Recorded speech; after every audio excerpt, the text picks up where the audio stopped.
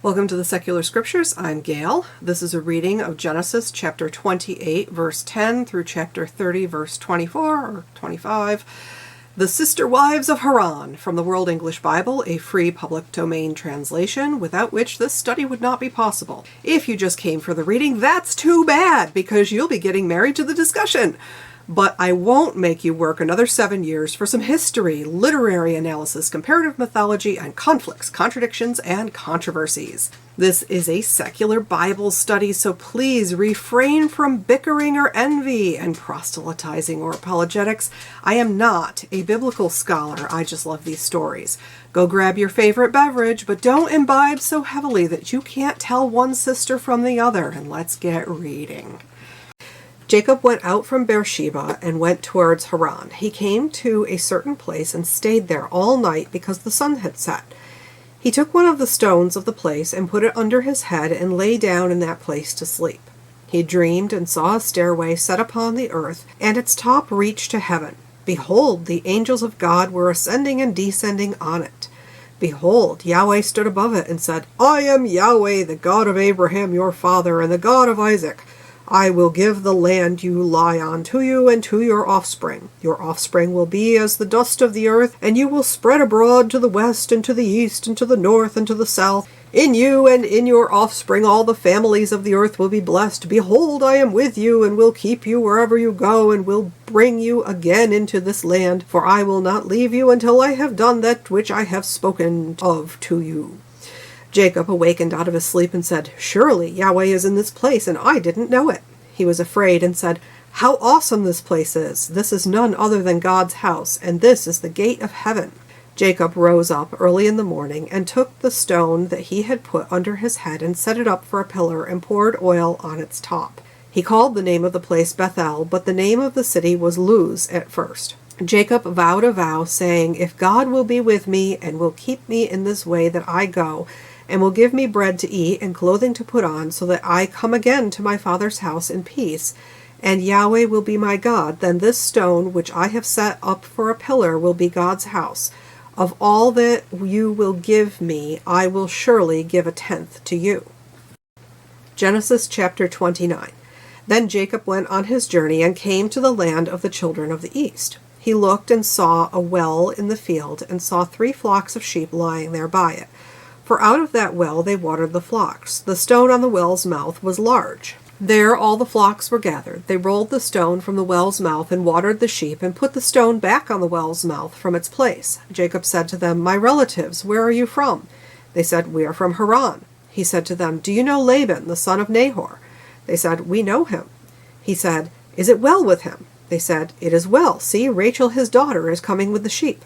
He said, Behold, it is the middle of the day, not time to gather the livestock together, water the sheep, and go feed them.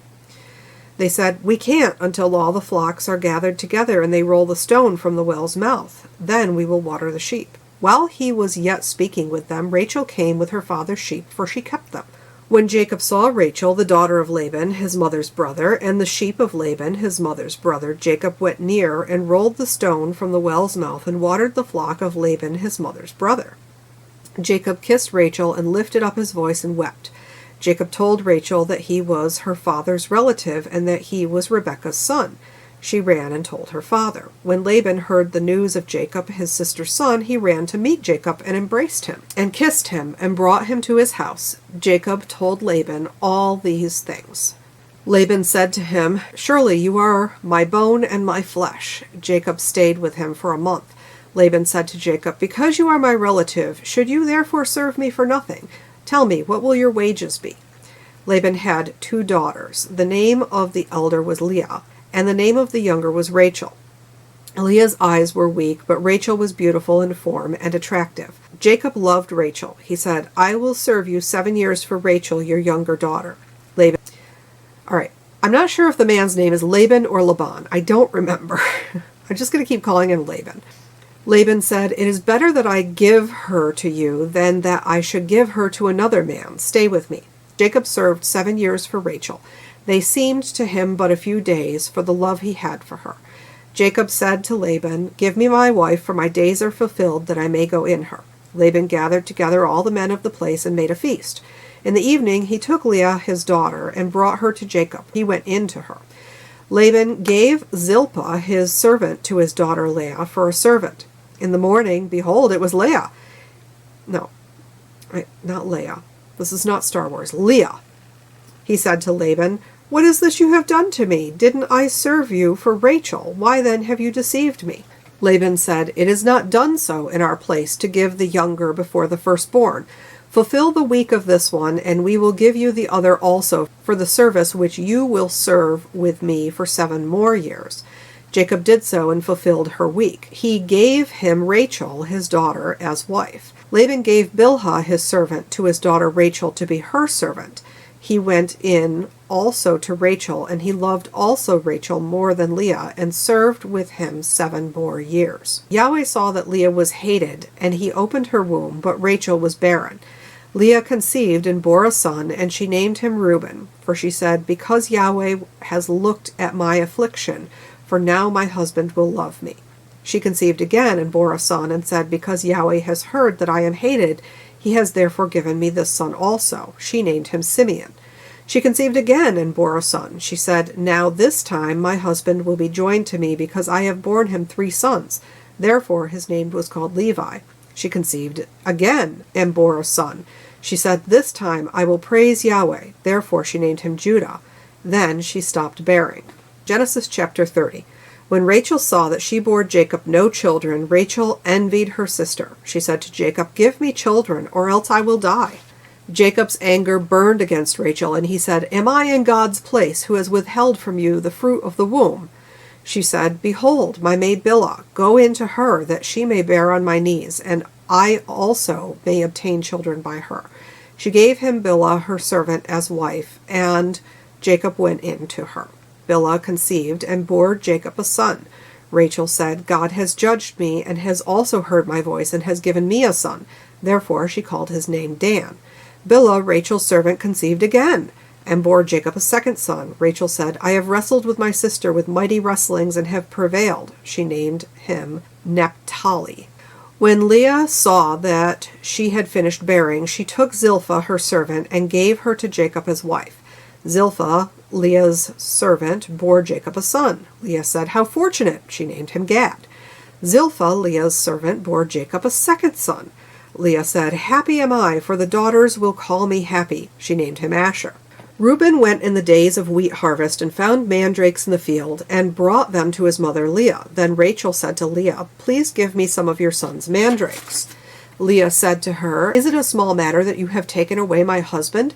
Would you take away my son's mandrakes also?" Rachel said, "Therefore he will lie with you tonight for your son's mandrakes."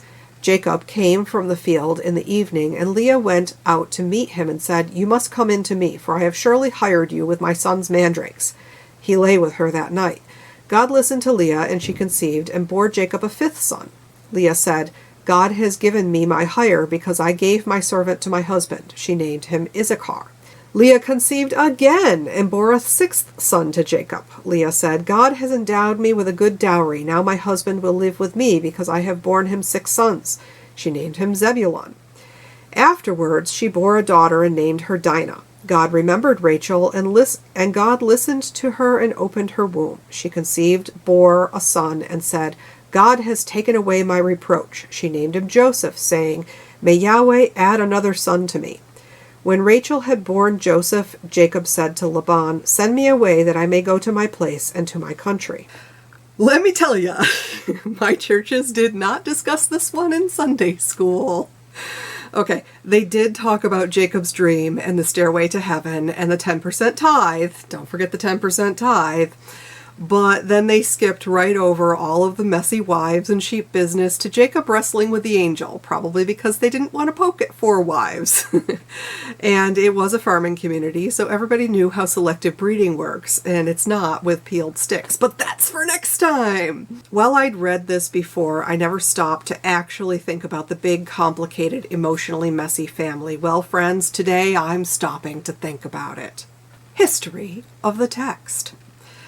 It was written by the Yahwist source in 900 BCE in the southern kingdom of Judah, with a small bit about tithing written by the Elohist source in 850 BCE from the northern kingdom. Were there edits? Yes. Both texts were redacted to read as one narrative sometime between the 600s and the 400s BCE. Literary analysis. We have our characters in order of appearance. Jacob in a speaking role. The angels who do not speak. Yahweh speaks. The sheep herdsmen speak. Rachel speaks. Laban speaks. Leah eventually speaks. The men of the place do not speak. Zilpah and Bilhah do not speak, nor do any of the babies, which are the following: Reuben, Simeon, Levi, Judah, Dan, Naphtali, Gad, Asher, Issachar, Zebulun, Dinah, and Joseph. Setting. The story is set somewhere around 1975 BCE in Padan Aram, or near Haran, located on the border of Turkey and Syria today. The story is told from the third-person omniscient in the prose narrative style, and it is truly the third-person omniscient. We get multiple characters saying what they think and feel. Plot summary. Jacob has one heck of a dream on a very hard pillow where God promises him land and descendants, and he promises to worship Yahweh in exchange for food and clothing and a safe return. Then he meets his hot cousin over a well, imagine that, and a sheep watering trough this time. He signs on to a 7-year work contract with Daddy Dearest, and after a hard night of partying, beer goggles get him the wrong girl. A quick renegotiation for a week and another 7-year herding contract, and he has his haughty wife and is well on his way to more boys than a basketball team. Things get a bit messy between all the wives, but some root veggies help settle the score. Literary devices. Following family tradition, we have 2 type scenes, the first of the lovers meeting at a well, and the second of the barren woman. Rachel follows Rebecca and Sarah in not being able to conceive quickly, though it's certainly much faster than her predecessors. Maybe meeting at a well is not a good portent for having a lot of children. Did Sarah and Abraham meet at a well? I want to know this. Irony. Jacob tricks his blind father into giving him Esau's blessing for goat stew, and Laban tricked Jacob into taking Leah as his wife through alcohol and darkness. We also get some poetic justice where the prophecy of the younger shall supplant the older is turned back around when the elder sister marries before the younger.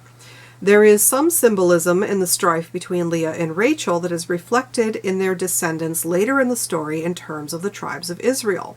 We also have some serious symbolism in the children's names, and both of the women are counted as prophetesses in the Jewish tradition. Conflicts, contradictions, and controversies. We have some conflicting information within the text. It's not really a big deal. One small note would be that Yahweh has shrunk ye old promised land with the very large clear boundaries as laid out to Abraham to a much smaller and unspecified this land. Some translations of the Bible use brother instead of kinsman when Jacob lists his relation to Laban, but it's still clear that he is Rebekah's son. I think that's a translation issue, not a genuine contradiction or deceit on Jacob's part. It can be taken as a reference to their trickster nature, not to their status as blood relatives. Contradictions with society and the religion. Let's talk about social beauty standards. Hi, YouTube that makes me wear makeup. How are you today? Leah's eyes are weak, while Rachel is beautiful. What does this mean? Today, when we say someone has weak eyes, we mean that they have bad eyesight. There are some Hebrew traditions that suggest that Leah may have been cross-eyed, or she may have had light-colored eyes. But mostly the word rack, and there are some variations on R-A-K, implies that she had a soft look to her eyes and a gentle personality prone to tearing up in prayer, not a sharp, lively, sparkling, dark-eyed beauty with a strong personality, as in Rachel.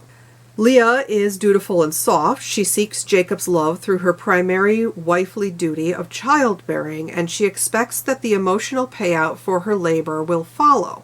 She doesn't get this, mostly because Rachel is the one who Jacob wanted, and our boy is head over heels in love with little sister. What I find especially interesting in this story is that the romance between Jacob and Rachel is played up while it is Leah that is clearly favored by both God and the religious leaders. This is the loved versus hated wife trope. Leah is not a grand romance or wild beauty. She's calm, steady, gentle, dutiful, faithful, and loving. None of this is an insult to Rachel. It's just different personalities. It's interesting to see how the sisters contrast and how that will play out in their descendants. If this story were set in the 1400s, 1830s, or 1950s, Leah would have been the great beauty and Rachel would have been the undesired bride. Some of the Midrash stories say that the sisters were twins and their eyes were the only real difference between them. Contradictions with science! Mandrakes! What are mandrakes? They are a plant in the genus Mandragora with a large root related to the nightshade family. They are toxic, so that's fun. They are associated with fertility in the Bible, though they lack that property in real life. This does not stop the herbal industry from peddling mandrakes as a fertility drug. It's not. Rachel trades Leah, a night with Jacob, for mandrake roots because she hopes the roots will help her have a child. The night with her husband may have done more good there. It certainly helped Leah hit print again. Controversies! And now the elephant in the room here is the issue of consent. At this point in the storyline, there is no condemnation for Jacob for marrying the sisters and their slaves. None of the children are less than the others for having different mothers. Later on in Leviticus, the practice of sister marriage is outlawed to preserve family unity, but that is not the case right now. Obviously, using slaves or servants as broodmares is wrong. Surrogacy is noble if the people involved are on the same social footing, but that is rarely the case even today, and it certainly wasn't the case then. We have no indication of what Bilhah or Zilpah thought of this, if they were given a say or just given. For that matter, we don't even know if Leah and Rachel had any say in marrying Jacob. There are midrash tales about different possibilities, from full participation in their father's deceit to the women being completely unaware of any of this until their respective wedding days. What we do know is that Leah longs for Jacob to love her and Rachel longs for children. Today, the practice of polyamory is not the big bad it was even 10 years ago. The main concerns are equal treatment under the law and consent of all involved. Some countries have legal protections for multiple spouses, others favor one spouse, or it may even be a crime to have more than one marriage partner at the same time. Mostly this has to do with inheritance and finances. On the social and emotional end, people have to deal with their feelings, and I don't know if trading one's husband to one's sister for toxic hallucinogenic mandrake roots is hilarious or something else entirely. The key word in all of this is consent.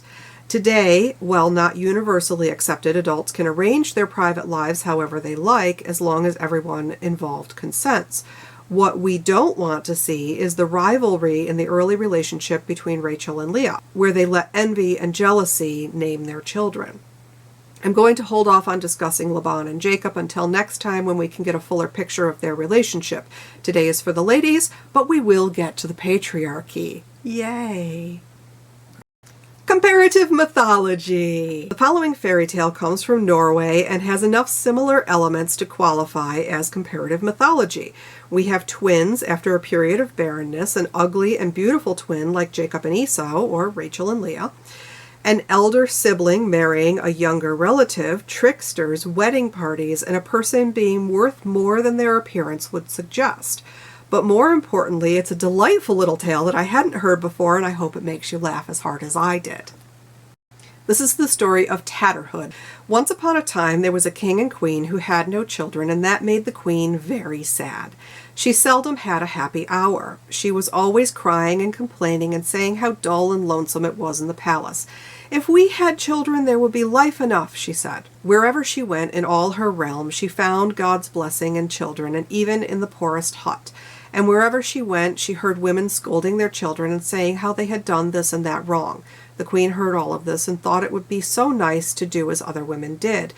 At last the king and queen took into their palace an adopted girl to raise, that they might always have her with them to love her if she did well and scold her if she did wrong, like their own child. One day, the little girl whom they had taken as their own ran down into the palace yard and was playing with a golden apple. Just then an old beggar woman came by who had a little girl with her, and it wasn't long before the little girl and the beggar's child were great friends and began to play together and to toss the golden apple about between them. When the queen saw this, as she sat at the window in the palace, she tapped on the pane for her foster daughter to come up. She went up at once, and the beggar girl went up too, and as they went into the queen's apartment, each held the other by the hand. Then the queen began to scold the little lady and say, "You ought to be above running about and playing with a tattered beggar's brat." And she started to drive the girl down the stairs. "If the queen only knew my mother's power, she'd not drive me out," said the little girl. And when the queen asked what she meant more plainly, she told her how her mother could get her children if she chose. The queen wouldn't believe it, but the girl insisted and said that every word of it was true, and asked the queen to only try and make her mother do it. So the queen sent the girl down to fetch up her mother. "Do you know what your daughter says?" asked the queen of the old woman as soon as she came into the room. No, the beggar woman knew nothing about it. "Well, she says you can get me children if you will," answered the queen. "Queens shouldn't listen to a beggar girl's silly stories," said the old woman, and walked out of the room. Then the queen got angry and wanted again to drive out the little girl, but she declared it was true, every word that she had said. "Let the queen only give my mother something to drink," said the girl. "When she gets tipsy, she'll soon find a way to help you." The queen was ready to try this, so the beggar woman was fetched up again and treated with as much wine and mead as she wanted, and so it was not long before her tongue began to wag. Then the queen came out with the same question she had asked before. "Perhaps I know one way to help you," said the beggar woman. "Your Majesty must make them bring in 2 pails of water some evening before you go to bed. Wash yourself in each of them, and afterwards throw the water under your bed. When you look under your bed the next morning, 2 flowers will have sprung up, a beautiful one and an ugly one. Eat the beautiful one, but leave the ugly one alone. Be careful not to forget this last bit of advice." That was what the beggar woman said.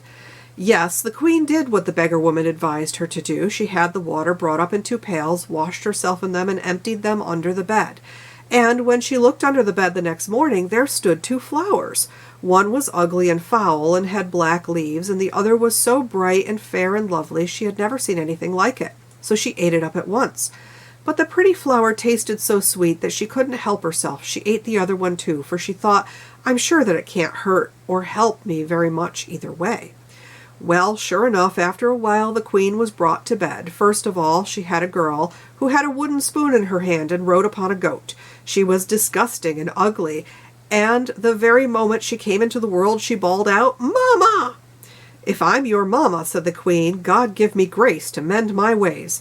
"Oh, don't be sorry," said the girl on the goat, "for one will soon come after me who is better looking." After a while, the queen had another girl who was so beautiful and sweet that no one had ever set eyes on such a lovely child. You may be sure that the queen was very well pleased. The elder twin they called her Tatterhood, because she was always so ugly and ragged, and because she had a hood which hung about her ears in tatters. The queen could hardly bear to look at her. The nurses tried to shut her up in a room by herself, but it did no good. She always had to be where the younger twin was, and no one could ever keep them apart. One Christmas Eve, when they were half grown, there arose such a frightful noise and clatter in the hallway outside the queen's apartment. Tatterhood asked what it was that was making such a noise outside. "Oh," said the queen, "it isn't worth asking about." But Tatterhood wouldn't give in until she found out all about it, and so the queen told her it was a pack of trolls and witches who had come to celebrate Christmas. So Tatterhood said that she would just go out and drive them away. In spite of all they could say, and however much they begged her and asked her to leave the trolls alone, she had to go out and drive the witches off. She begged the queen to be careful and to keep all the doors shut tight so that not one of them would open the least bit. Having said this, she went off with her wooden spoon and began to hunt out and drive away the hags. All the while there was such a commotion out in the gallery that the like of it had never been heard before.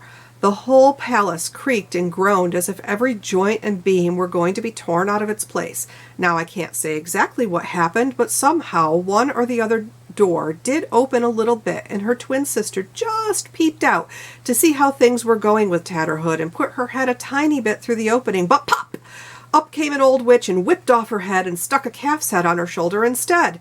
And so the princess ran back into the room on all fours and began to moo like a calf. When Tatterhood came back and saw her sister, she scolded them all and was very angry because they hadn't kept better watch, and asked them what they thought of their carelessness now that her sister had been turned into a calf. "But I'll see if I can set her free," she said.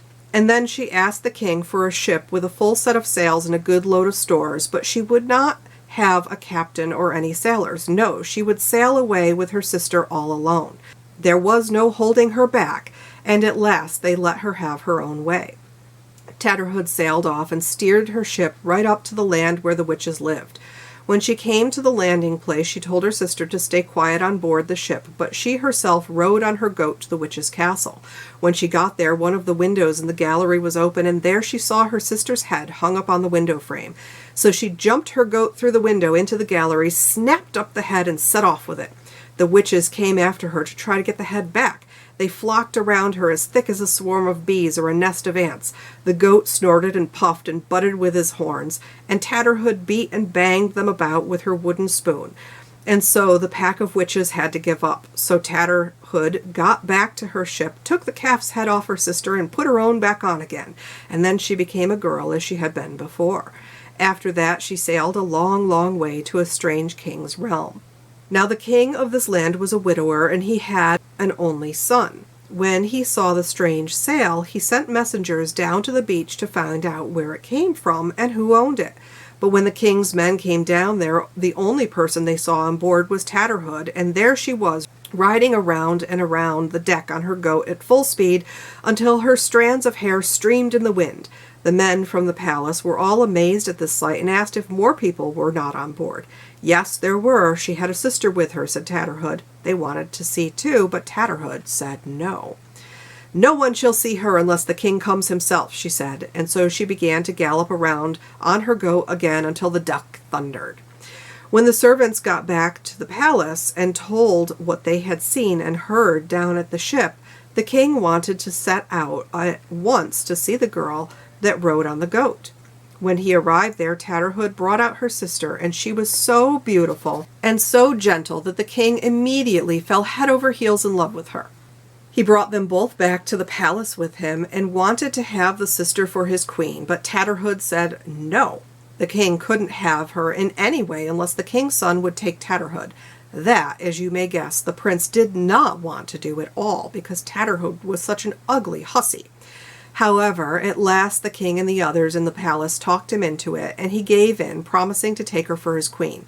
But it went sore against his grain, and he was a very sad man. Now they began to make preparations for the wedding, both with brewing and baking, and when all was ready, they went to church. The prince thought it the worst church service he had ever been to in all his life. The king left first with his bride, and she was so lovely and so grand, and all the people stopped to look at her along the road, and they stared at her until she was out of sight. After them came the prince on horseback by the side of Tatterhood, who trotted along on her goat with her wooden spoon in her fist. To look at him, he was not going to a wedding, but to a burial, and his own at that.